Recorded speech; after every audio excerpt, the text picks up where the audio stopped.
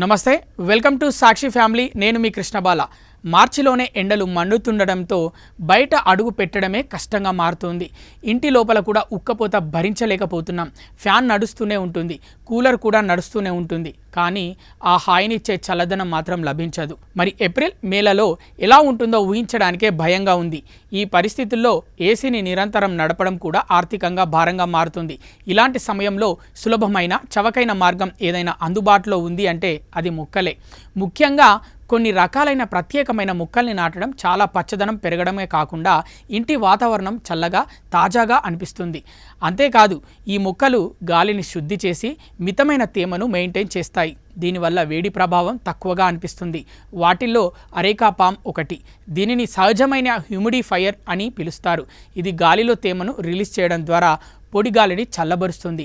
Living రూమ్లో దీన్ని ఉంచడం వల్ల గది ఉష్ణోగ్రత బ్యాలెన్స్డ్గా ఉంటుంది.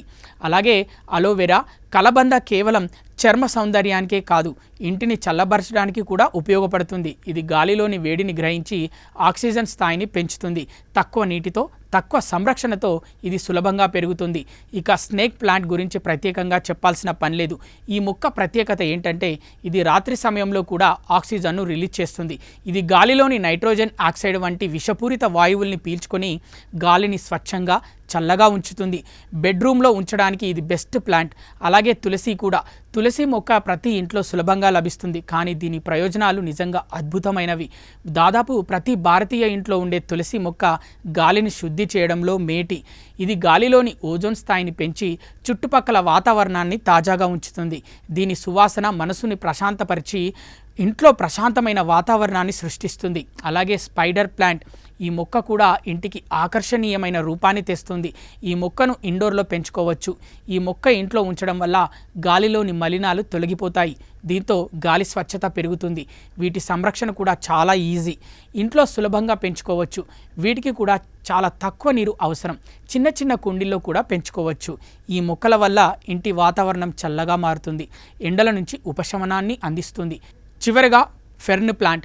దీని దట్టమైన ఆకులు గదిలోని వేడిని పీల్చుకుంటాయి. గదిలో తేమను పెంచి చల్లదనాన్ని ఇవ్వడంలో ఇది అద్భుతంగా పనిచేస్తుంది. ఫెర్న్ మొక్క దట్టమైన ఆకులు పరిసరాల నుండి వేడిని గ్రహించడంలో సహాయపడతాయి. ఈ మొక్క ఇంటి ఉష్ణోగ్రతను సమతుల్యంగా ఉంచడంలో సహాయపడుతుంది. తద్వారా గదిలో కూర్చోవడం మరింత సౌకర్యవంతంగా ఉంటుంది.